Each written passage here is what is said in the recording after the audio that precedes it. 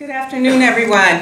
My name is Maria Chiveste, and I'm a senior fellow at the Center for Latin American Studies, and I want to welcome you to this wonderful opportunity to hear directly from someone who is a very close observer of things happening down south of us.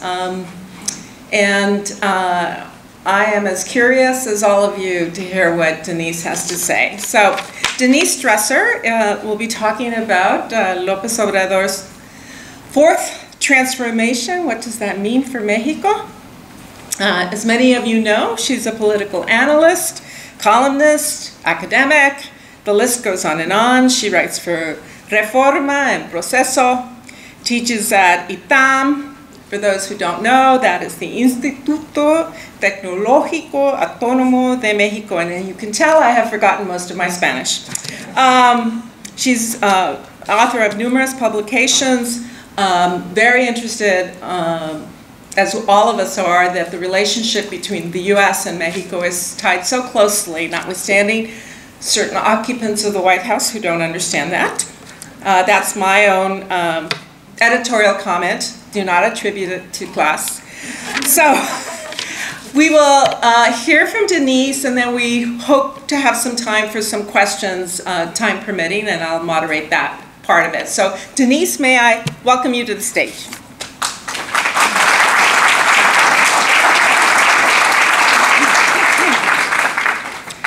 Thank you. It's a pleasure to be here at the Center for Latin American Studies at Berkeley, which is my second home.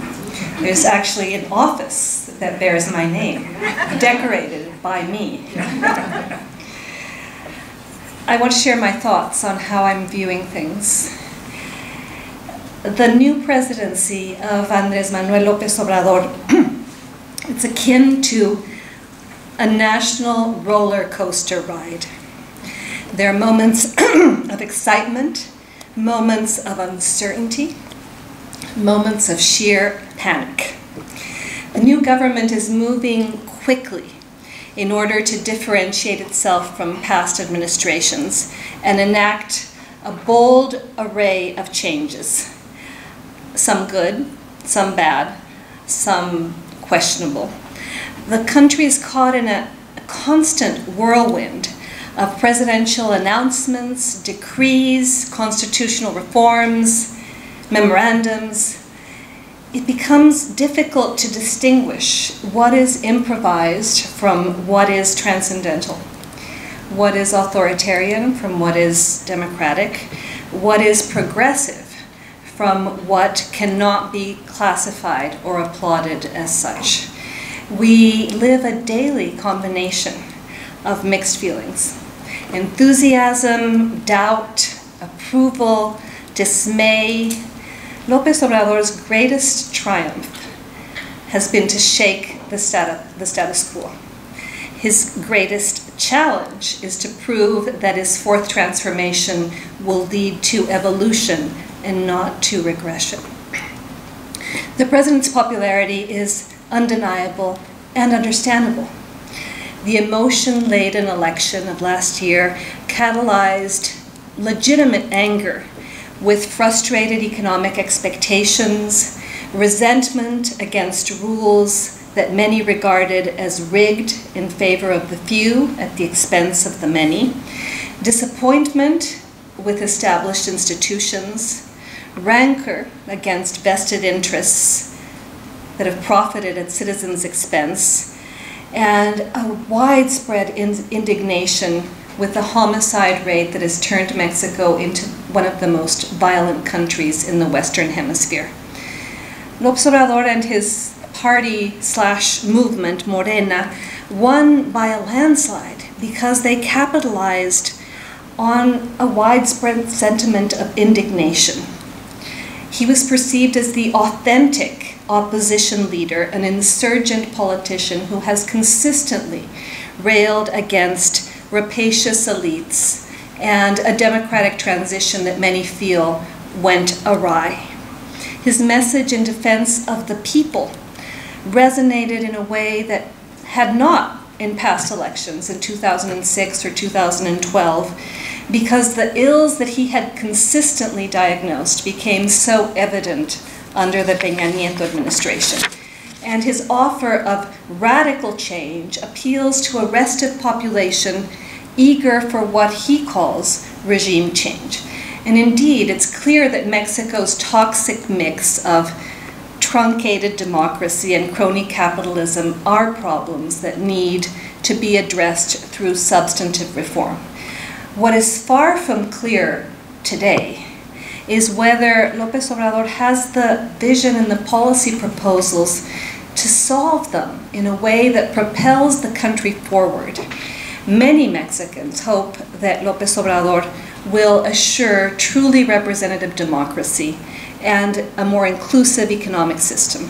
Others fear that he is pushing the country backward through a resurrection of dominant party rule, a renewal of patronage politics, and a return to reinvigorated discretionary presidentialism. So what I'm going to talk about today is the good, the bad, what is pending, what is problematic, and what we should be focused on as critical, independent citizens. I think the most positive aspects of the new president's vision involve an understanding of the absences and the abuses of the state. We've witnessed a significant shift in favor of the victims of state-promoted violence. The creation of a truth commission for Ayotzinapa, the establishment of a national search commission to find and identify the over 40,000 Mexicans who disappeared in the drug war. The public apologies to Lidia Cacho and other activists whose rights were trampled. After years of denial, it is admirable to see the arrival into office of people who understand the disturbing legacy that an authoritarian state left behind.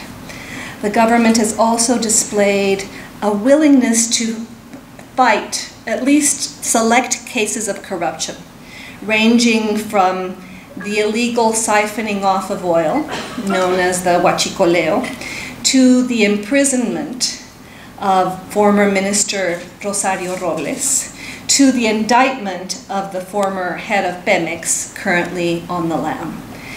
But perhaps the most distinctive aspect of the fourth transformation is its recognition of lacerating poverty and glaring inequality.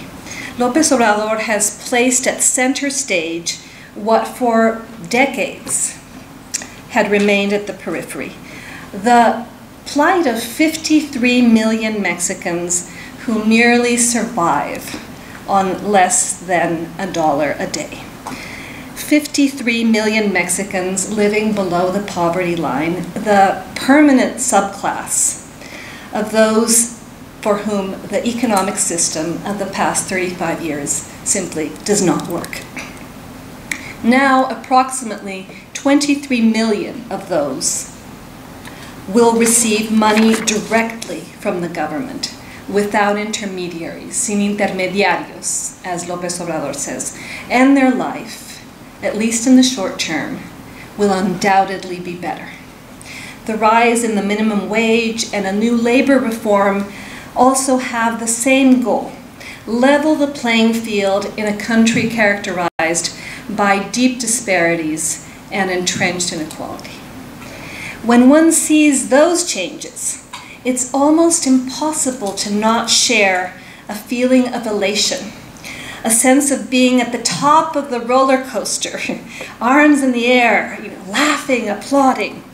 Yet minutes later, and it can even happen on the same day, one experiences an abrupt descent, a downward dive, vertigo, produced by contemplating a president who makes substantive policy decisions by public consultations, consultas públicas, that do not comply with the minimum constitutional or democratic standards, or see him attack the Supreme Court, or the National Transparency Institute, or the National Human Rights Commission, or civil society, or journalists who are critical of his government.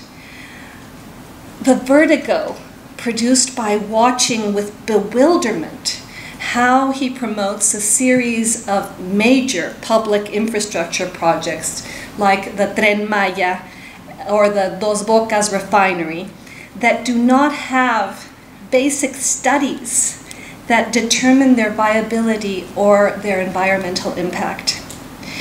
Or trying to understand the questionable logic behind a civilian airport run by the military, the only one in the world, in Santa Lucia, that also lacks proper planning. Or witness a much needed and philosophically defensible government austerity program, but applied in a haphazard way that is undermining the Mexican state's capacity to fulfill essential functions, especially in the health sector. In this new government, idealism coexists with ineptitude, good faith with bad information, honorability with improvisation, integrity with ignorance, good intentions with bad results. The López Obrador team seems to be hobbled by a profound lack of knowledge regarding how public administration works, how government works, what norms it is ruled by, what constitutional guidelines define and limit its scope. The learning curve is proving to be very steep. And in the meantime, the word that defines the past year is uncertainty. Uncertainty among investors and economic actors regarding the government's plan to rescue Pemex, the state oil company, and how the disbursement of unsupervised public funds to social programs will affect the budget.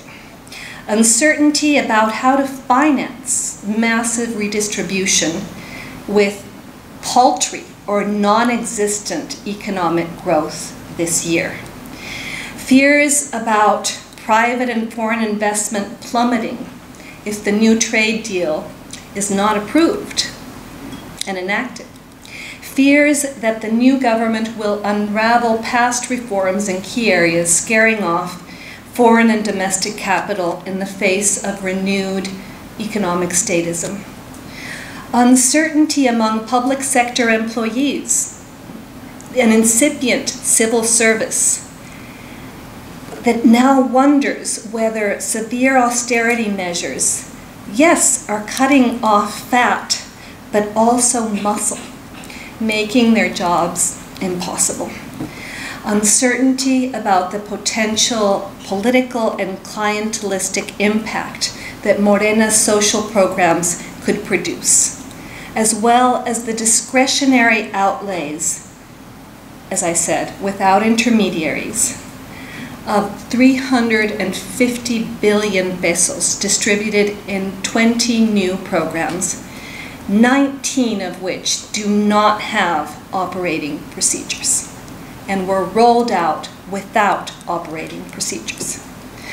Uncertainty among working women in the face of the cancellation of childcare facilities at the national level as part of these austerity measures.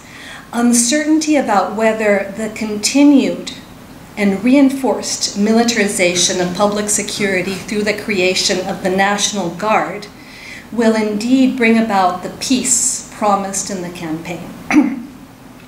Uncertainty that opens up opportunities, but also is producing costs, grievances, paralysis. Uncertainty that is, yes, a sign of remodeling, but also of disorganization, improvisation, and a clear reconcentration of power in the hands of the president. What is happening economically?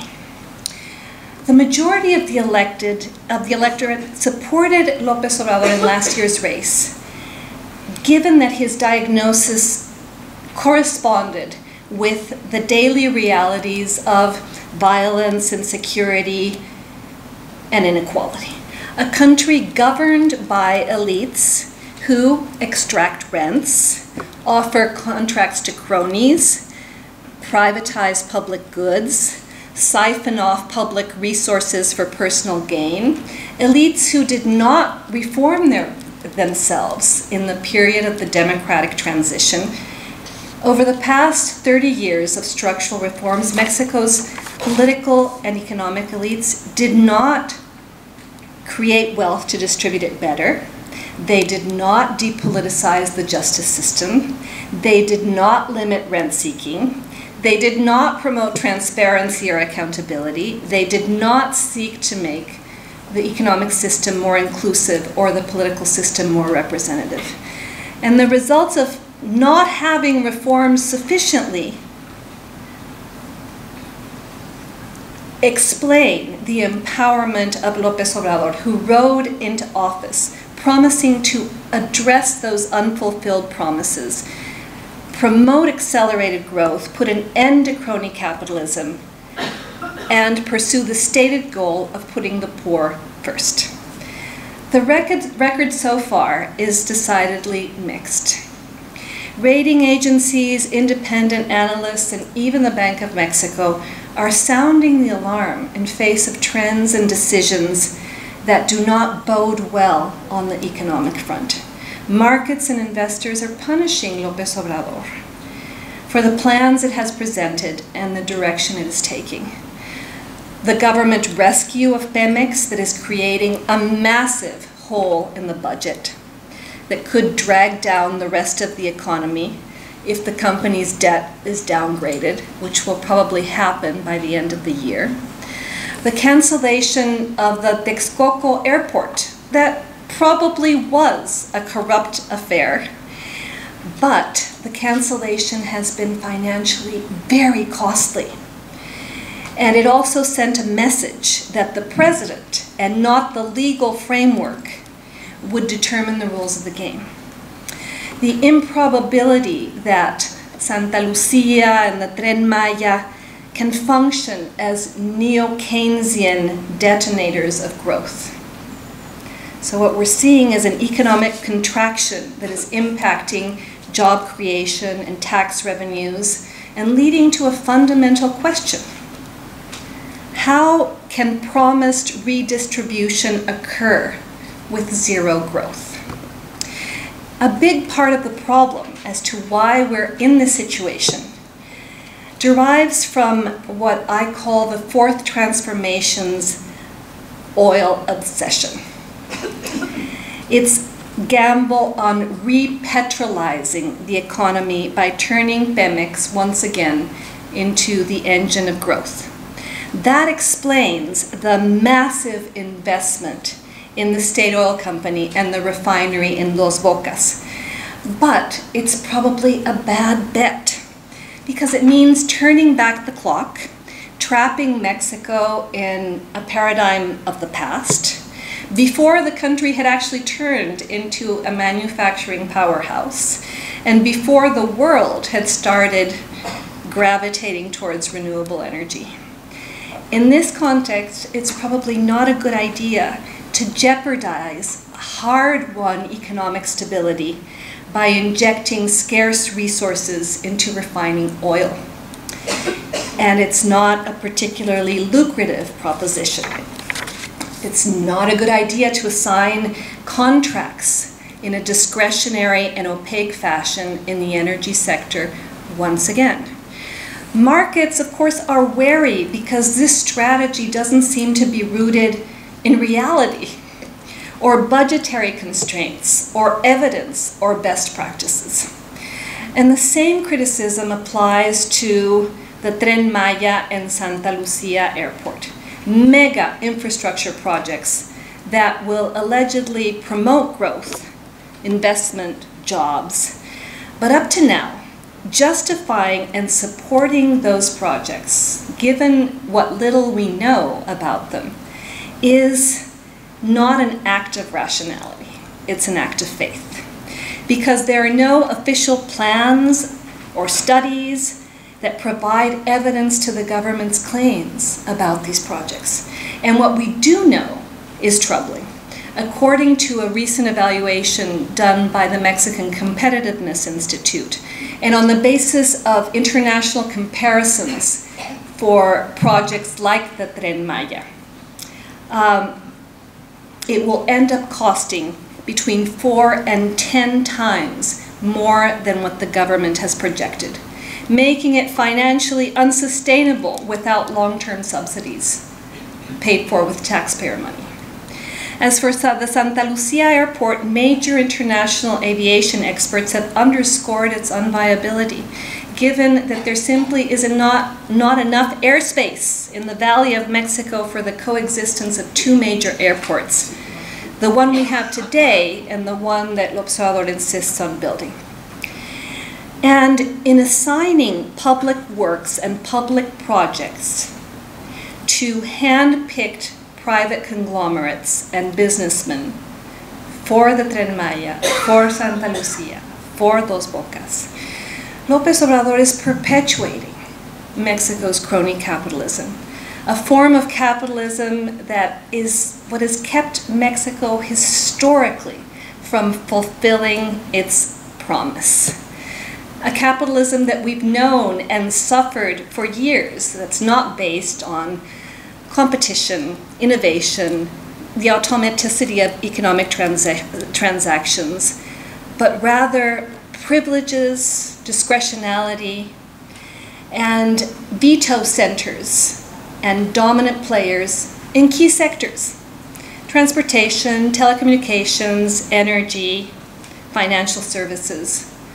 Mexico for years has suffered the brunt of a very dysfunctional form of state capitalism and oligarchic capitalism.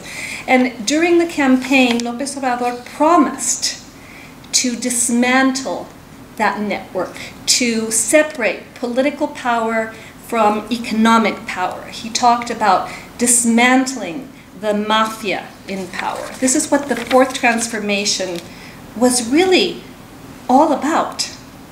So it's been quite disconcerting to witness the empowerment and protection and assignment of specific contracts to emblematic members of Mexico's system of crony capitalism.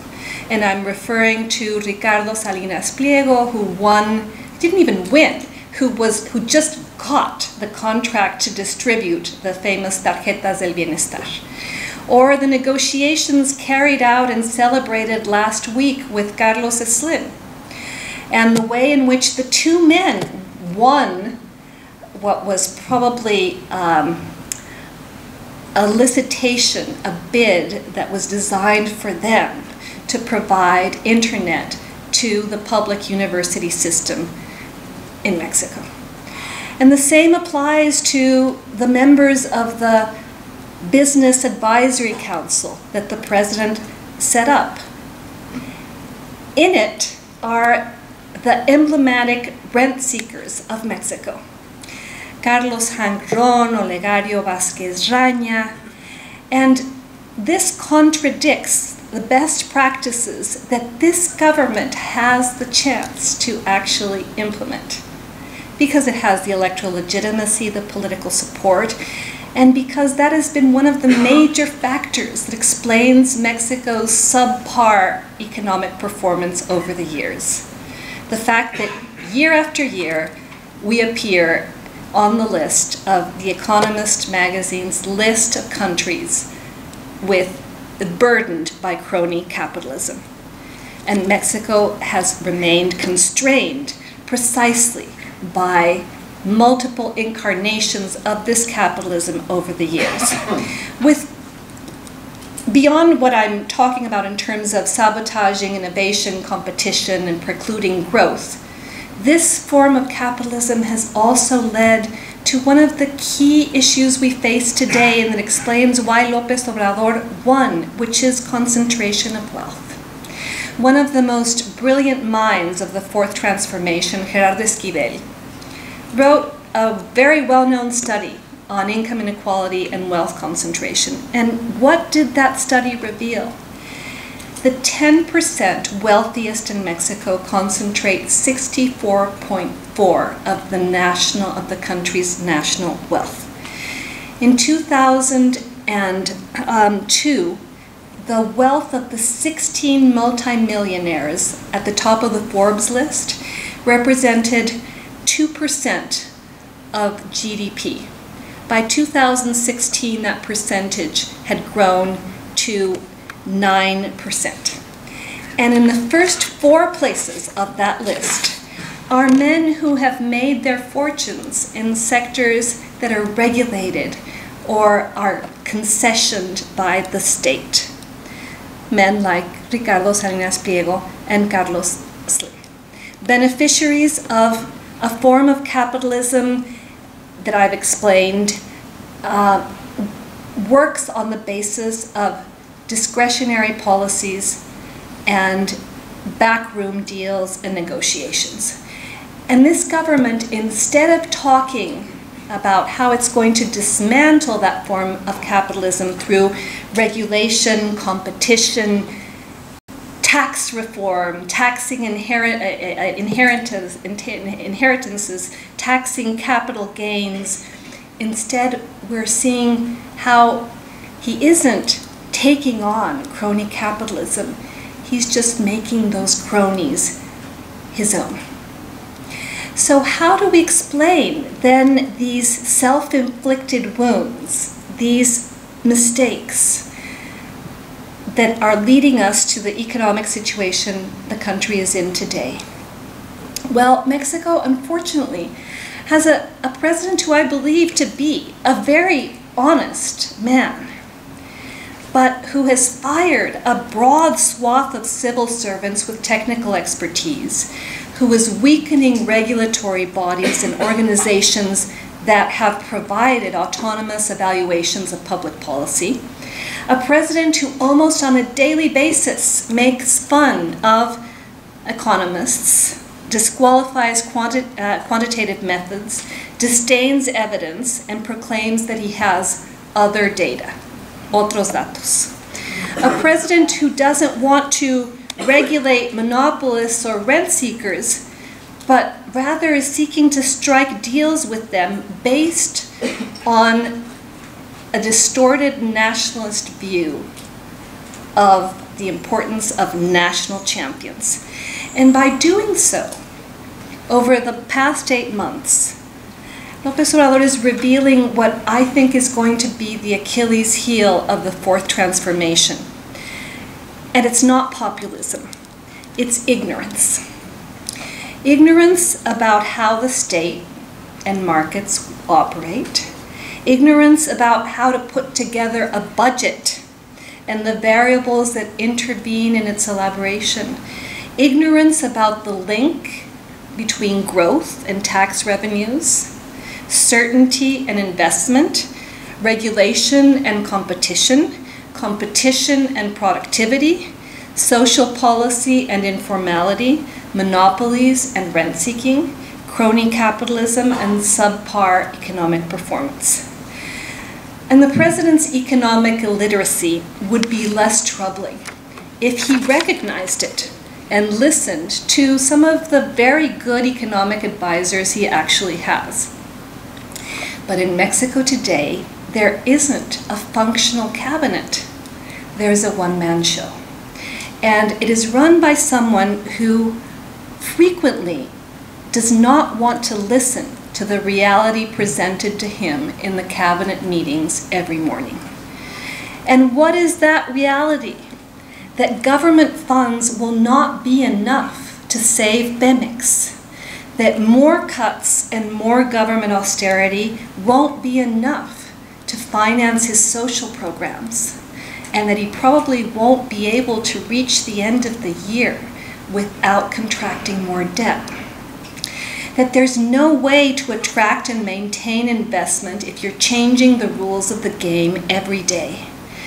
And that extreme and badly implemented austerity is bleeding out the state, dismantling the state, and damaging its operational capacity.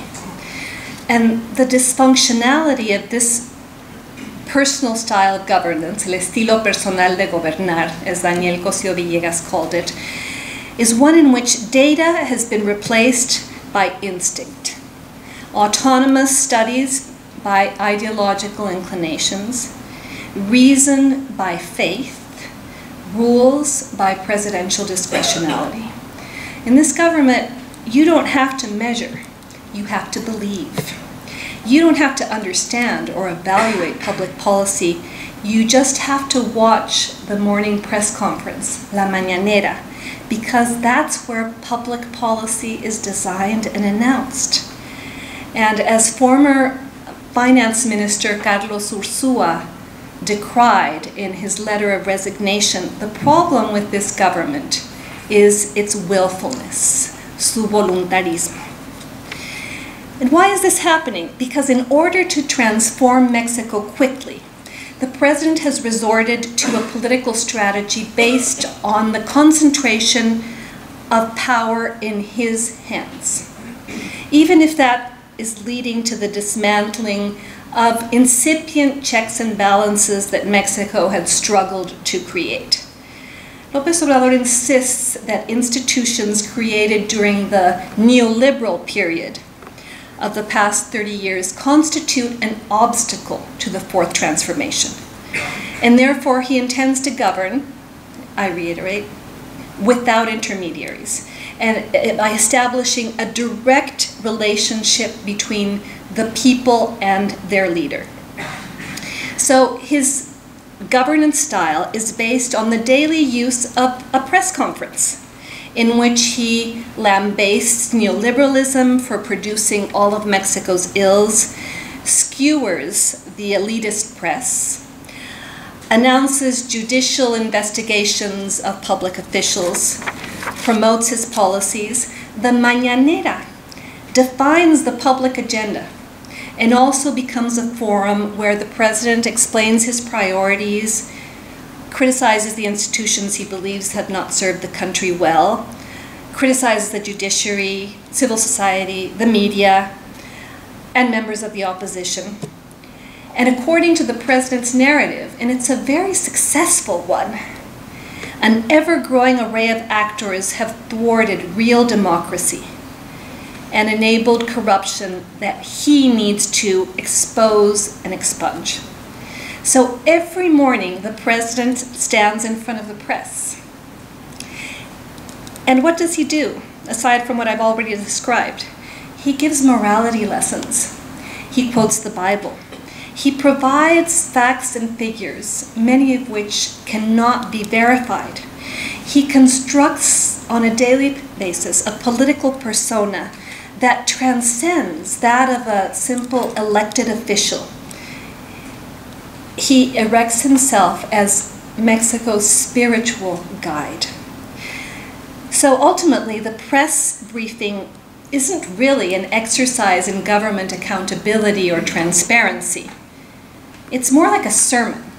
It's more like a mass. And López Obrador, in the Mañanera, does not use the language of rights, the language of laws. He uses the language of morals to condemn virtues and vices. And the morning ritual becomes a call to the people to participate in an epic crusade against corruption. And arguing that corruption has been the mother of all evils, López Obrador has used the corruption argument to reduce the budget of all of those institutions that in the past 20 years have been incipient forms of checks and balances. So he's essentially eviscerating institutions by financially strangling them. The National Transparency Institute, the Human Rights Commission. He has also threatened, and this is part of Morena's legislative agenda for the upcoming congressional session, he's threatened to pack the Supreme Court in an effort to emulate Roosevelt's failed attempt of the 1930s, by increasing its size from 11 to 16 members, along with other measures to allegedly clean up the judiciary that effectively translate into controlling the judiciary. So the fight against corruption has become the political justification for major decisions in virtually every aspect of public life. The fight against corruption is used as a political weapon to exhibit his enemies and to undermine resistance to his policies and to justify decisions that would otherwise generate resistance. So, for example, arguing that the federal police was corrupt, López Obrador reformed the Constitution to create the National Guard, a militarized force that will take on all public security tasks. When he was asked at the Mañanera last week how he was going to deal with growing feminicidios, the assassination of women in Mexico that, according to the UN, has become an epidemic, the president replied that he would use the National Guard. Arguing that corruption had infiltrated state governments, he created the figures of Morena delegates in the states that will jump over governors in order to distribute government funds directly at the local level. Arguing that corruption had captured autonomous regulatory entities in energy and telecommunications, the president then picked inexperienced but loyal deputies and basically colonized those institutions. So under the rubric of the fight against corruption, the president has amassed a great deal of discretionary power. And this leads to a reflection on the impact of charismatic leadership on fragile democracies like Mexico. Because what we've been trying to do since the electoral transition in 2000 was to build institutions that would assure transparency, autonomy, accountability. But now the president is trying to create a new political system that is not based on those institutions, not based on remodeling them, understanding their flaws, but rather creating a direct experience of connection between himself and the people. And as that proceeds, Mexican democracy ceases to be a process that is based on the strengthening and reforming of institutions.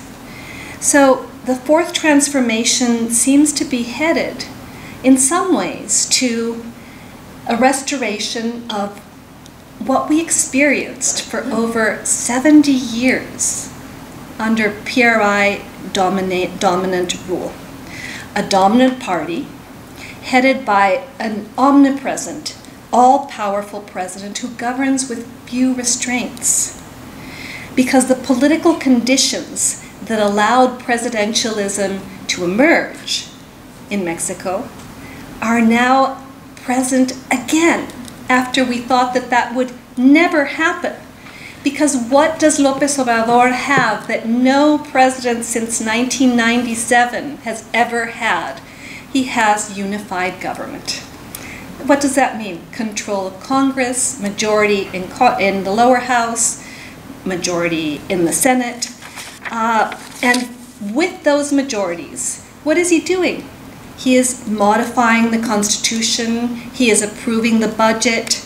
Even though the PAN and the PRI maintain a certain presence in both bodies, their power is veto power, essentially. Stop things once they reach the Senate. But Morena is becoming what the PRI used to be, a catch-all party, a reinvented version of a hegemonic party whose success and longevity reside in its capacity to unify disparate coalitions under a very pragmatic umbrella. And clientelism and corporatism were the glue that held that party together, and they are the glue that is keeping Morena together. And the example that I give to sustain this argument is the way in which social policy is being managed. Low-income beneficiaries are receiving scholarships, pensions, and disbursements for an intended universe of, as I said, 23 million people. A network of recipients who will be linked to the president and to the party in a direct fashion.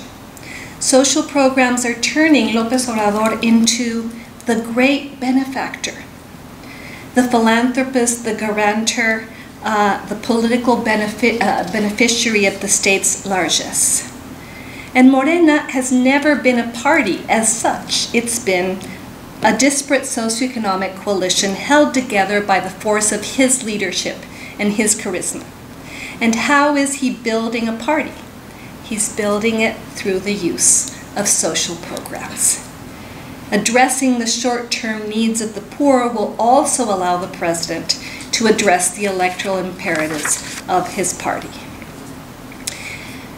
And those who support López Obrador, the 65% who approve of him today, many of them applaud the return of an omnipotent, morally unimpeachable leader, capable of enacting changes in a country that is clamoring for social justice and less privileges.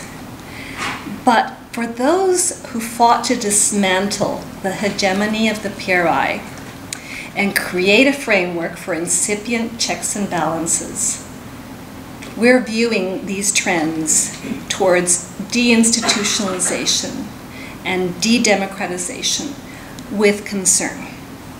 Because López Obrador is centralizing power without assuring that it is used more transparently or more democratically.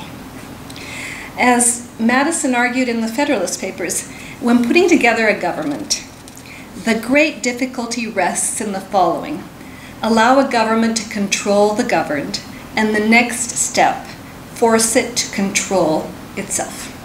And this is the great challenge for López Obrador.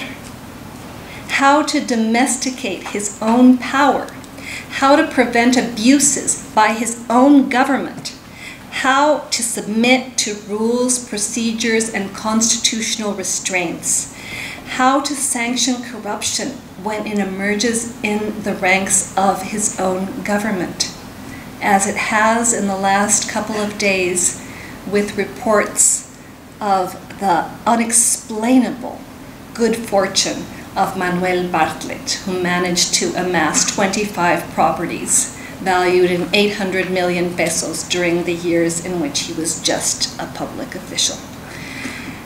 And the order from the president to the Ministry of Public Accountability, La Función Pública, has been to not investigate him. So, in the López Obrador era, the president has argued that the containment of his power should be his own morality, his own honorability. But as all the political scientists and comparativists here know, the modern state was created to domesticate power through the depersonalization of its use. The current presidency is returning the country to an era in which one person embodies and controls the state.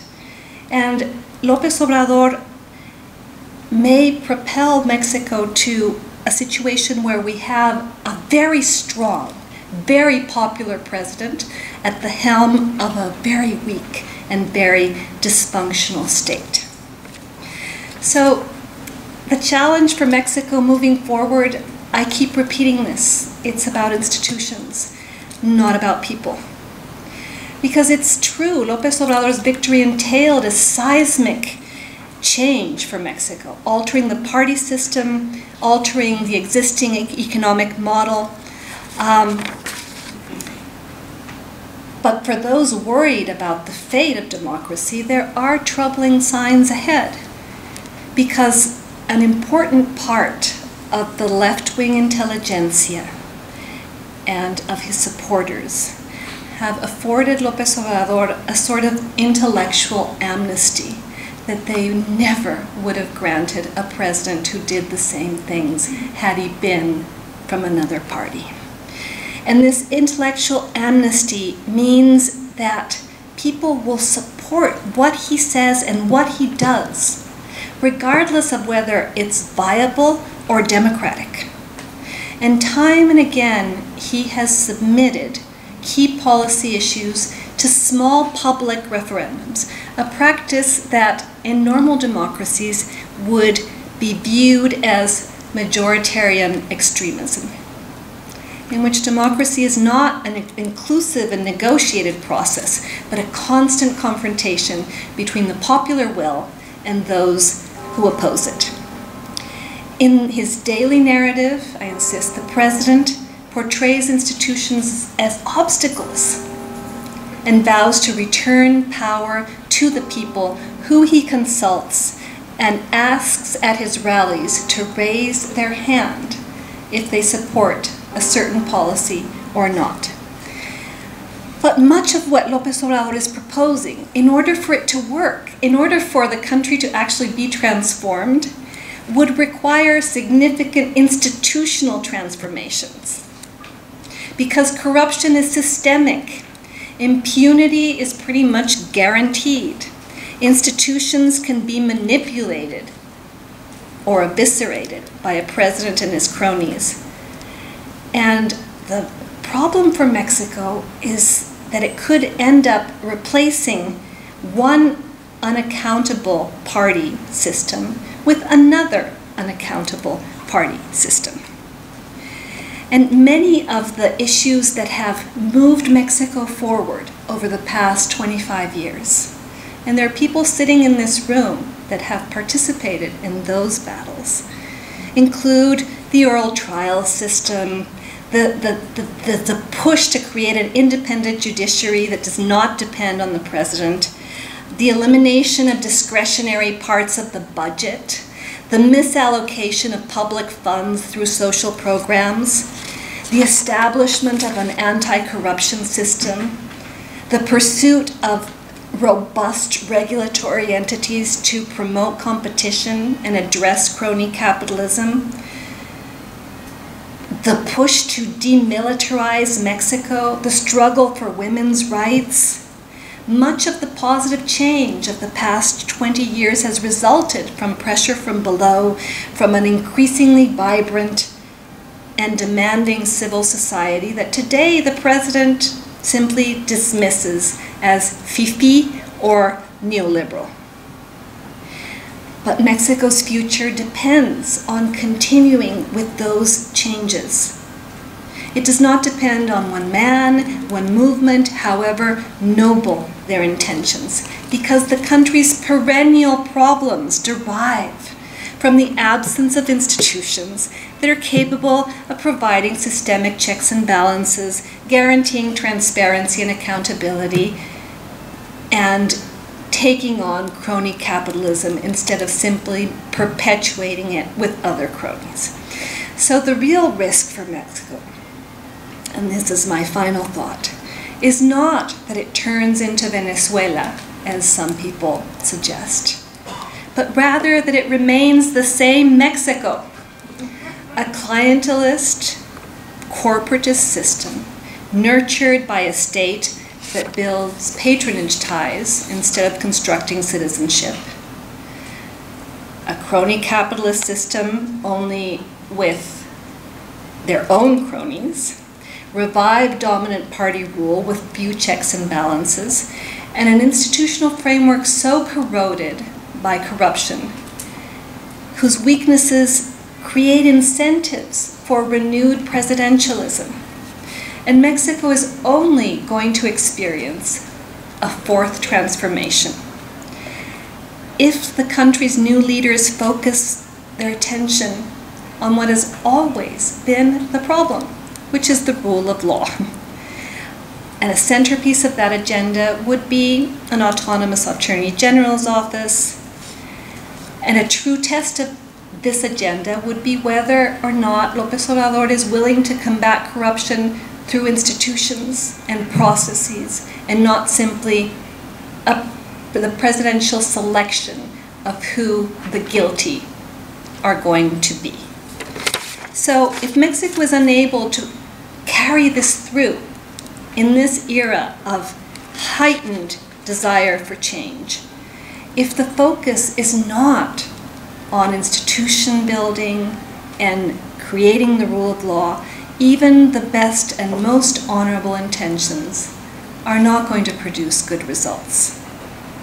If the war on drugs is not rethought by gradually returning the military back to the barracks, the mistake, as López Obrador continues to simultaneously shake up, transform, and pacify Mexico, the mistake would be to delegitimize democracy, however misshapen it had become, and subcontract the destiny of the country to a redemptive force or a providential leader, however uncorruptible he may seem.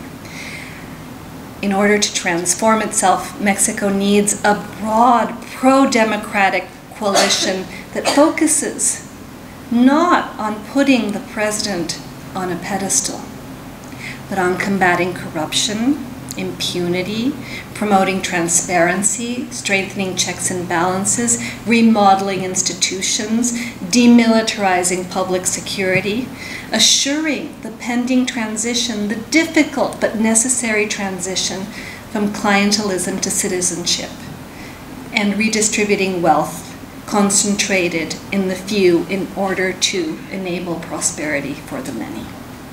That would be truly transformative.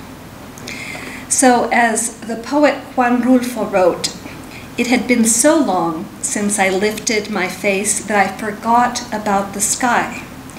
If Mexicans don't look upward and demand more from the fourth transformation, the fourth transformation will continue to be a roller coaster ride and not the progressive New Deal that people deserve, and many, including myself, voted for. Thank you very much.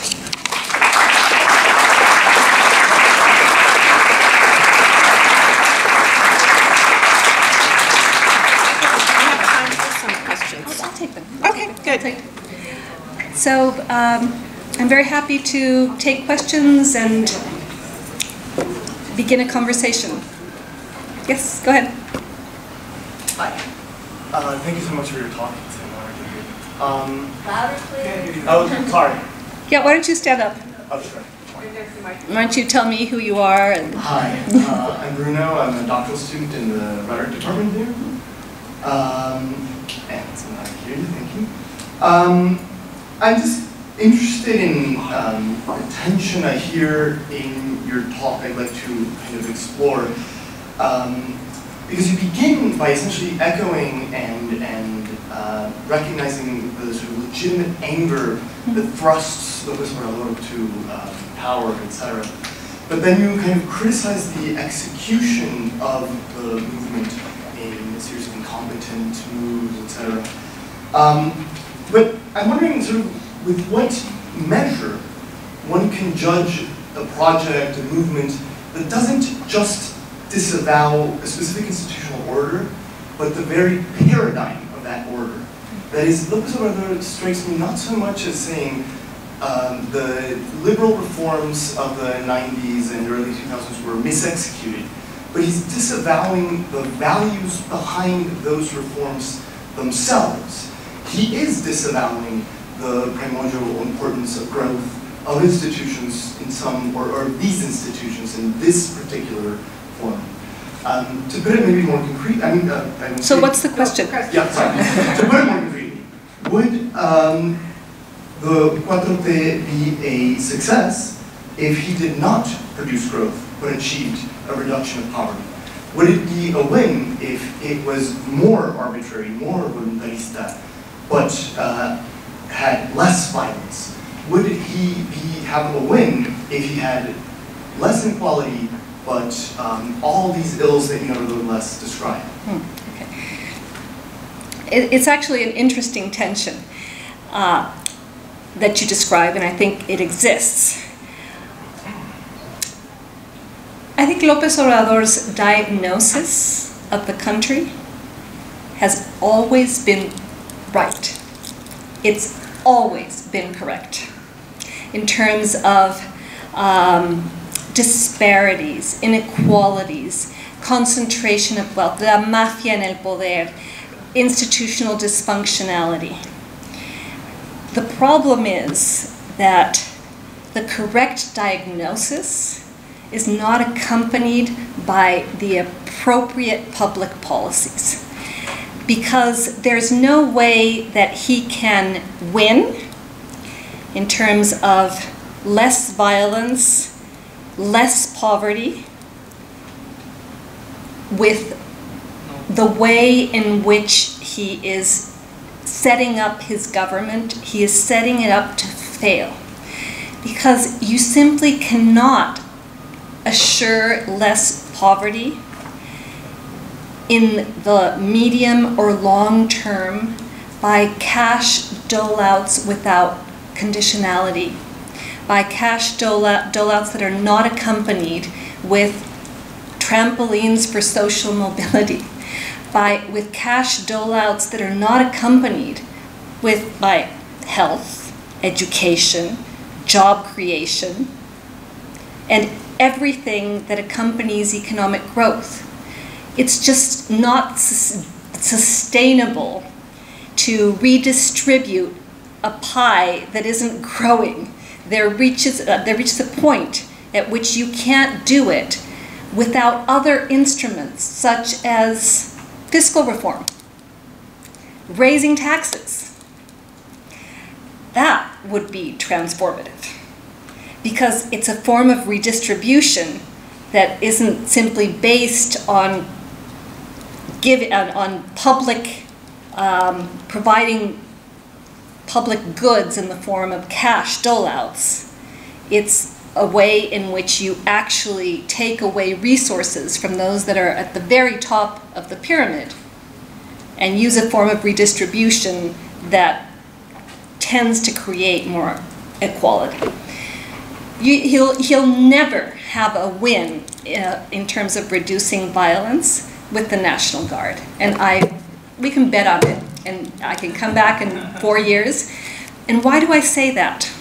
I've been very involved in the movement Seguridad Sin Guerra, which was a citizens coalition that fought against the Ley de Seguridad Interior, which Peña Nieto wanted to push through, and the Supreme Court decided was unconstitutional because it militarized public security. So the way in which López Obrador jumped that particular obstacle was by reforming the Constitution, so it wouldn't be unconstitutional to have the military fulfilling the role of the police. And why do I say the National Guard will not be successful at containing violence? Because it's simply more of the same. We've already had the military out there for 12 years.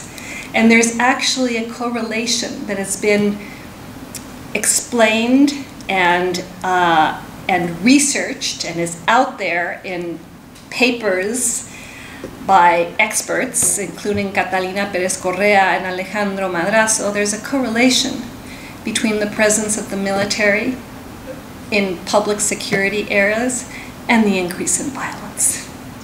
So what I'm saying is you're not going to get wins, even if your diagnosis is correct.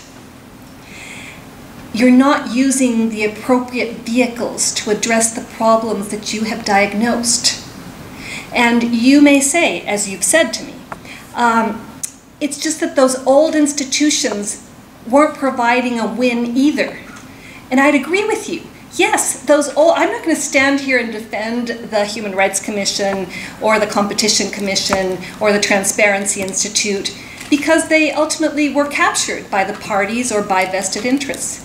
What I am going to defend is their existence and the imperative of strengthening them, of giving them true autonomy, of professionalizing them, because the alternative of them existing and not, to me, is not a good choice. It is it's what López Obrador specializes in, which is false dichotomies. And I'd rather argue in favor of the third option, which is the option that we have never pursued, which is to actually make democratic institutions functional, representative, autonomous, and professionalized. I think we have time for 2 very quick questions. Denise, you get to pick them. Oh, Me? Yes. Wait for the microphone. Well, I was interested that you said 65% of the population approves him at this point, although of course he's only 1 year into the project. But my concern is what we're reading here in the US about the relationship between Trump and López Obrador. For instance, they were about to sign the new NAFTA deal that, you know, would have run trade between the 3 North American countries, and all of a sudden Trump says, I'm going to impose new tariffs of 25% on you if you don't keep people seeking asylum or seeking entry into the U.S. In Mexico, while they're, you know, or cut back on violence. I mean, how do people feel about that? And how do you, I mean, what kind of a president collapses with that outrageous threat? I didn't mention the issue of immigration or bilateral relations because I'm actually on a panel tomorrow on that topic. So if you'd like to come and hear us debate this, it's tomorrow at 5 p.m. I think in the same room.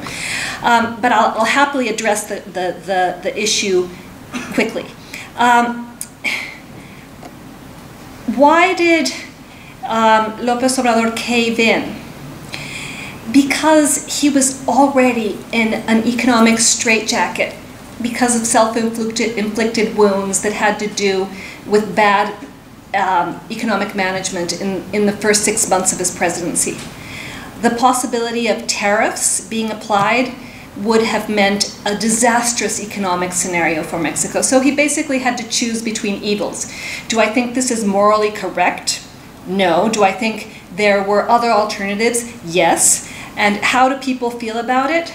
What has been so troubling to me over the last several months has been to witness the upswing, and this is not Mexico specific, of an anti-immigrant sentiment, which is extremely hypocritical because for years we decried how the US mistreated our migrants, and now we are mistreating and persecuting and turning the National Guard on Guatemalans and Salvadorans and putting them in detention centers and deporting them in vast numbers to an extent that we've never seen. And what do the polls reveal?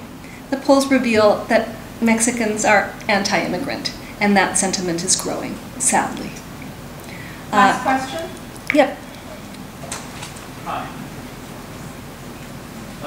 Hi everyone, my name is Augusto. I'm a PhD student in the Department of Molecular Biology, so I'm a geneticist.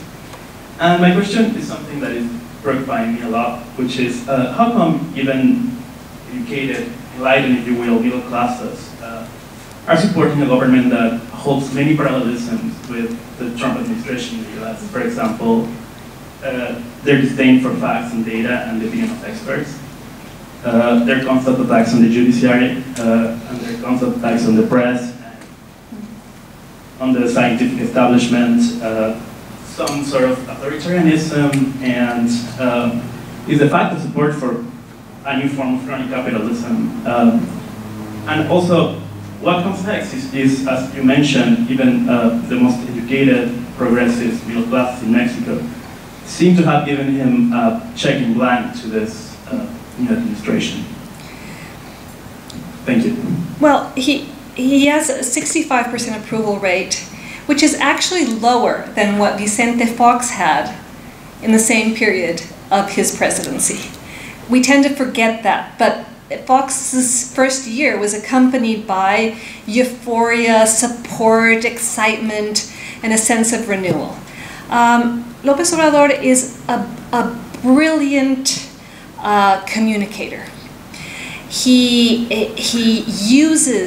has constructed an extremely popular narrative, which he reinforces every day.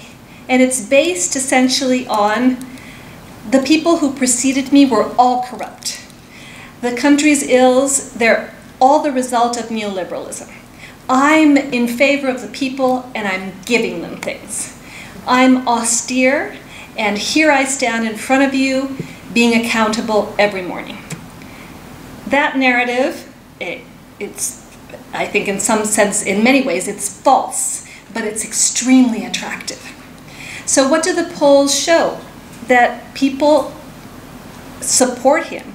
But when you look at the polls in a disaggregated way, when you ask people how they feel about what's going on with security, or the estancias infantiles, or the fight against corruption, or the lack of growth, you see very different numbers. And I think that the intellectual amnesty that has been afforded to him, we may be in a very different scenario, perhaps in the midterms, contingent on what happens with Mexico's economy. And I think one of the reasons behind the popularity is also that it's something that is not Mexico specific. It's a phenomenon that we're seeing throughout the world, and it's the defense of democracy. It's not a sexy argument. The defense of institutions, it's not compelling vis-a-vis the epic crusade in favor of the people. And Mexico comes from a tradition of strong, omnipotent presidents. People want that.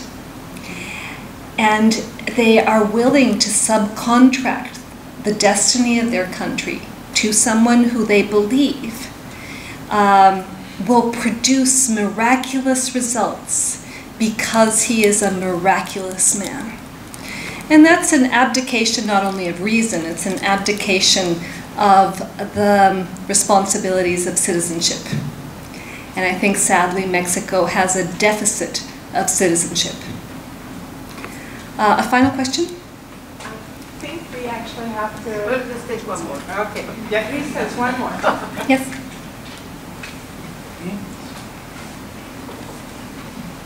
Hi, I'm Santiago. I'm studying journalism at Tecnológico. I'm here for a semester in an exchange program.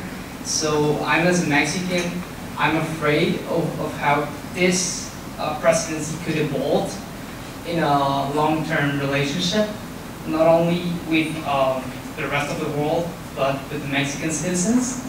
So how could we guarantee that this is not going to evolve to a dictatorship that we have, similar dictatorship that we had last century with Brief? So how this could not become a dictatorship with Moreno?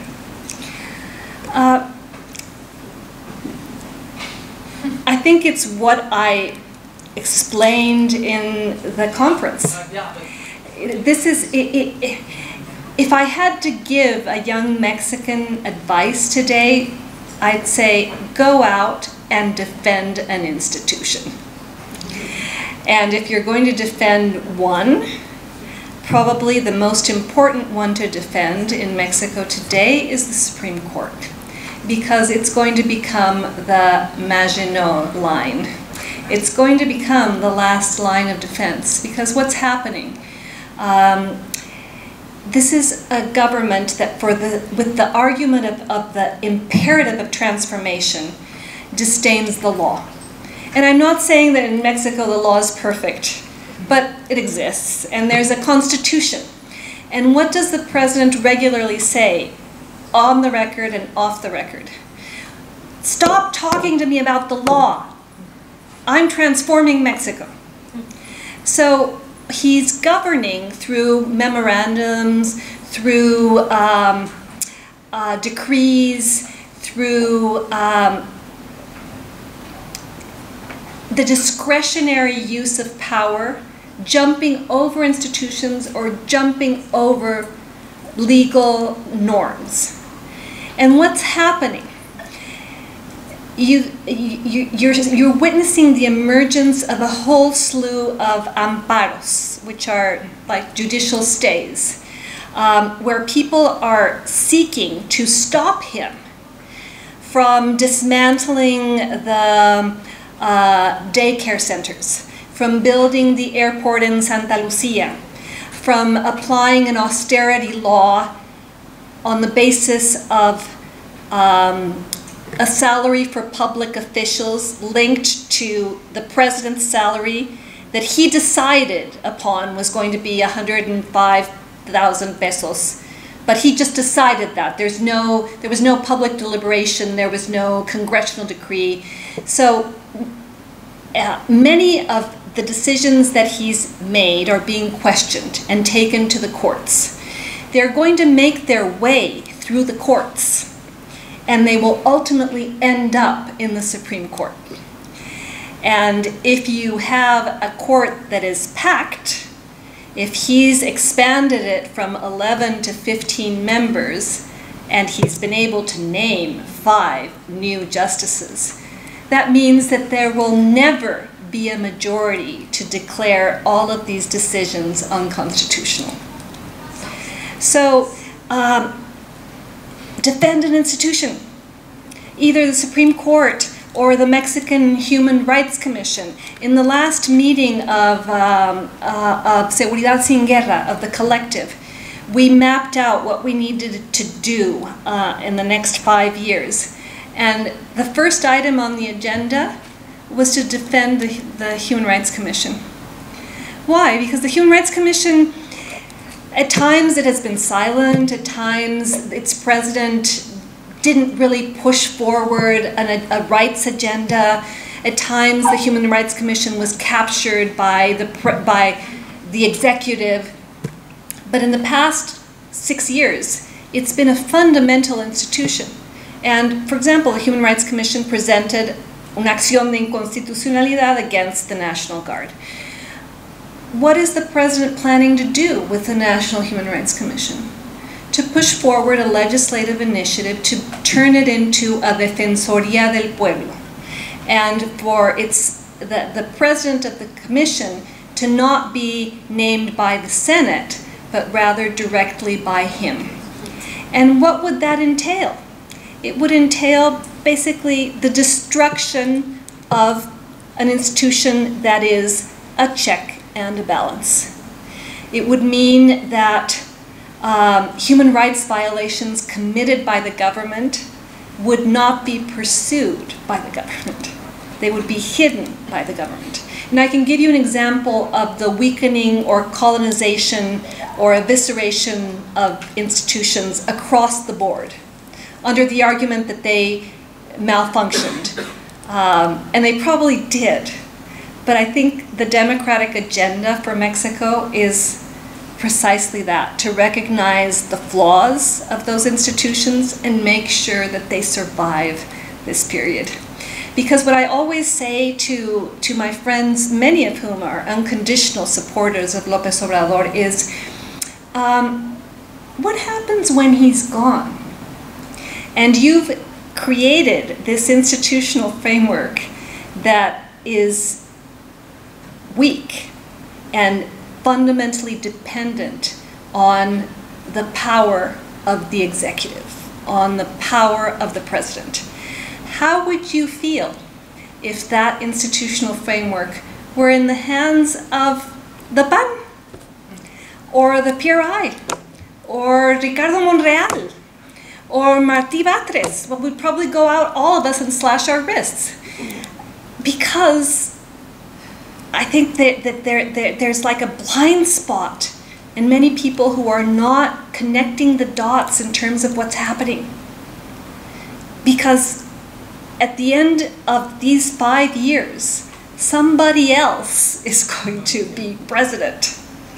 And they're creating laws and setting up institutions or subjecting them to an amount of control, a partisan control, assuming that they're going to govern forever. What if they don't?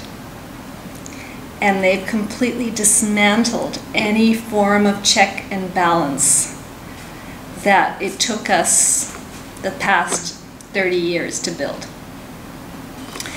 Thank you very much for coming to